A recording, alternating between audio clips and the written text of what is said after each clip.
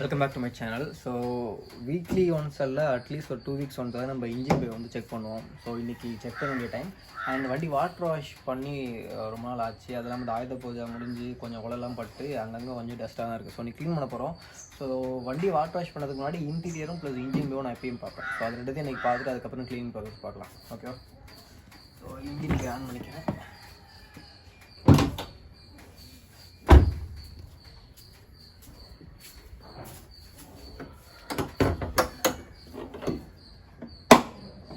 என்ன இது எலி திரும்பவும் வேலையை காட்ட ஆரம்பிச்சிடுச்சு. ஸோ நான் எலி கடிக்கக்கூடாதுன்னு சொல்லி தான் அங்கங்கே புகையில போட்டிருக்கேன். இது ஃபஸ்ட் டைம் இல்லை, இது செகண்ட் டைம் ஆல்ரெடி இந்த மாதிரி கடிக்கிறது. நான் ஆல்ரெடி கடிச்சு இந்த இன்ஜின் பெட் டயருக்கு மேலே பெட் இருக்கும் இல்லையா, அந்த டயருக்கு மேலே இருக்க பெட்டெல்லாம் கடிச்சிருந்துச்சு. ஸோ அது கடிச்சதால தான் நான் வந்து இதெல்லாம் கட்டி வச்சேன். பட் இது ஒரு 2 டைம் வாஷ் பண்ணிட்டோம் இல்லையா. ஸோ வாஷ் பண்ணதால இது நமுத்து போச்சுன்னு நினைக்கிறேன். எஸ், புகையில நமுத்து போச்சு. ஸோ புகையில நமுத்து போச்சுன்னொன்னே புகையில் நமுத்து போச்சுன்னா ஸ்மெல்லு இருக்காது. அதனால் எல்லாம் வந்து எலி ஆல்ரெடி வந்து இங்கே இருக்க அந்த பெட்டெல்லாம் கடிச்சு வந்து எலி இங்கே இதுக்குள்ளே பார்த்தீங்கன்னா தெரியும், இதுக்குள்ளே வந்து எலி போட ஆரம்பிச்சிருந்துச்சு. ஸோ நான் என்ன பண்ணிட்டேன், எலி கடிக்கக்கூடாது, இது எலி தொழியாக தானே போகுது அப்படின்ட்டு இதுக்குள்ளெல்லாம் கட்டி வச்சுருந்தேன் புகையில். ஸோ இப்போ என்ன பண்ணி வச்சுருக்கு எலி, கையை உள்ள விட முடியல. இருங்க அந்த சைட் பார்க்கலாம்.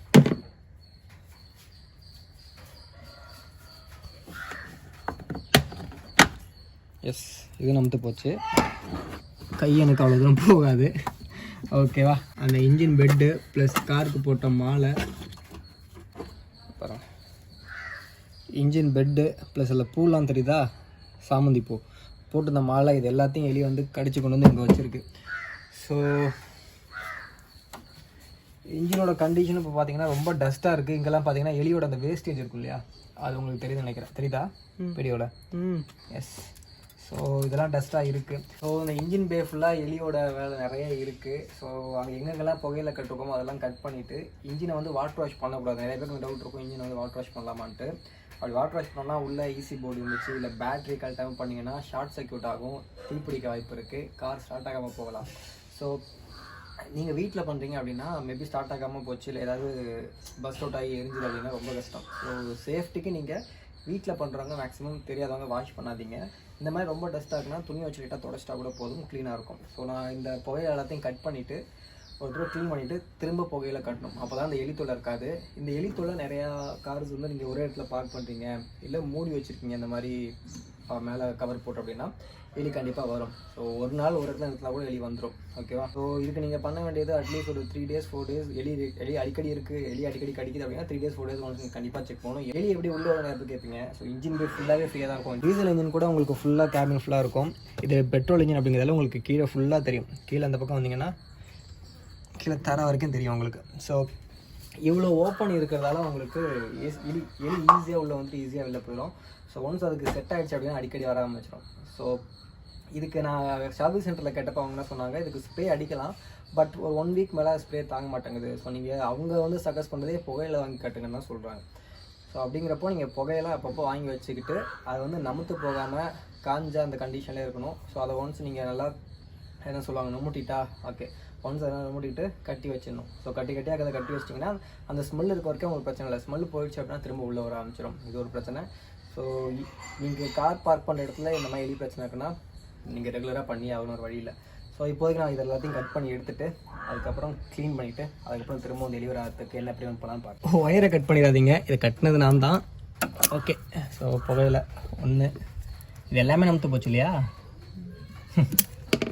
2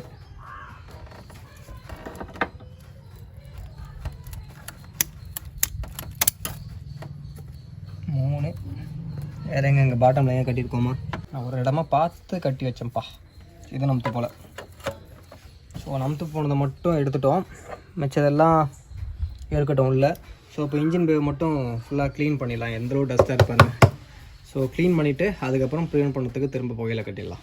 இன்ஜின் க்ளீன் பண்ணுறதுக்கு நீங்கள் நிறைய தண்ணி யூஸ் பண்ணக்கூடாது. ஸோ இதை நான் தண்ணியை நினச்சிட்டேன், நல்லா புழிஞ்சு எடுத்துக்கிறேன். வாட்டர் வாஷ் பண்ணுறவங்களும் இருக்காங்க, பட் அது வந்து எனக்கு சேஃபாக படல. ஸோ நான் எப்பயுமே வந்து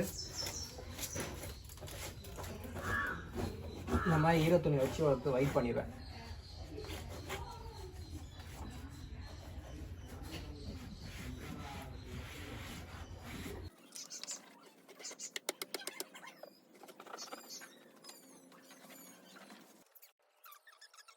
ஸோ நல்ல வேளை வந்து எலி எதுவும் உயர கடிக்கல.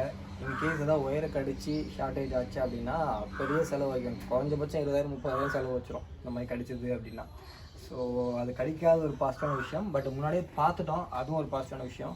ஸோ இனிமேல் அந்த எலி வராமல் இருக்கிறதுக்கு நம்ம ப்ரிவென்ட் பண்ணணும்.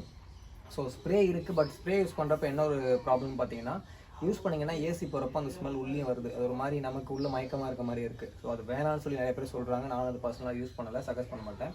ஸோ திரும்பவும் நான் புகையில தான் கட்ட போகிறேன். புகையில க்ளீன் பண்ணிட்டேன் இப்போ ஃபுல்லாக இன்ஜின் பேவை. ஸோ புகையில கட்டிட்டு தான் முடிஞ்சிச்சு. ஸோ எலி வருது அப்படிங்கிறவங்களும் சரி, எலி வராட்டியுமே இன்ஜின் பேவை நீங்கள் அட்லீஸ்ட் மந்த்லி ஒன்ஸாவது மினிமம் ஓப்பன் பண்ணி பார்த்துருங்க. ஏன்னா அப்போ தான் என்ன கண்டிஷன் இருக்குன்னு தெரியும். ஸோ இது வரைக்கும் ஃபாலோ பண்ணாதாங்க இது பண்ணிக்கோங்க. பெட்டில் இந்த வாட்டி இவ்வளோ தான் கிடச்சிது. நான் லாஸ்ட் டைம் வந்து பார்த்தப்போ இவ்வளோ எடுத்தேன், கையில் அடக்க முடியல, அவ்வளோ பஞ்சு எடுத்தேன் பெட்டில். ஸோ அந்த பெட்டில் கடிச்சது ஃபஸ்ட்டு பெட்டு தான் ஆரம்பிக்கும். பெட்டை கடிச்சு முடிச்சுன்னா அடுத்து ஒயர் கிட்ட வரும். ஸோ அந்த பெட்டை கடிச்சதே உங்களுக்கு எப்படி இம்பாக்ட் ஆகும்னா, உள்ளே வந்து இன்ஜினோட சவுண்டும் சரி, அந்த வைப்ரேஷன் கொஞ்சம் அதிகமாக கிடைக்கும். அதாவது அந்த டயர் வந்து மேட்டில் விட்டுருக்கீங்க இல்லையா, அந்த வைப்ரேஷன் உள்ள கொஞ்சம் அதிகமாக இம்பாக்ட் ஆகும். ஆல்மோஸ்ட் பாதி கடிச்சிருச்சு, இன்னும் கொஞ்சம் தான் இருக்குது பெட்டில். இன்னும் ஒயர்லாம் கையை வைக்கல. அதுக்கு மேலே நான் ப்ரிவென்ட் பண்ணணும்.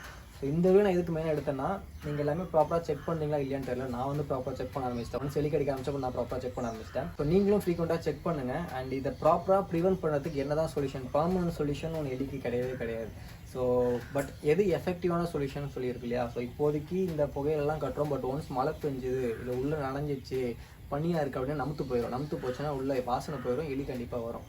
ஸோ இதுக்கு ஒரு நல்ல எஃபிஷியண்டான சொல்யூஷன் என்ன அப்படிங்கிறது நான் உங்களுக்கு அடுத்த வீடியோவில் அப்லோட் பண்ணுறேன். ஸோ இந்த வீடியோ ஜஸ்ட் செக்கிங் பர்பஸ்க்காக, ஜஸ்ட் ஒரு நாலேஜ் பர்பஸ்க்காக. இந்த மாதிரி எத்தனை பேர் செக் பண்ணுவாங்கன்னு தெரியல. செக் பண்ண நிறைய பேர் இருப்பீங்க. பட் புதுசாக காரவங்கிறவங்க ஃபஸ்ட் டைம் உங்களுக்கு வந்து செக் பண்ண மாட்டீங்க, அப்படியே வாங்கி வச்சுருவீங்க. ஸோ ஒன்ஸ் விட்டுட்டிங்கன்னா ஃபுல்லாக கடிச்சு முடிச்சப்போ தான் நீங்கள் பார்ப்பீங்க. ஸோ அந்த லெவலுக்கு போக வேணாம், முன்னாடி அப்பப்போ ஃப்ரீக்வெண்ட்டாக செக் பண்ணுங்கள். நெக்ஸ்ட்டு கார் ஃபுல்லாக வாஷ் பண்ண போகிறோம். ஸோ நான் எப்படி வாஷ் பண்ணுவேன் அப்படிங்கிறத உங்களுக்கு அடுத்த வீடியோவில் அப்லோட் பண்ணுறேன்.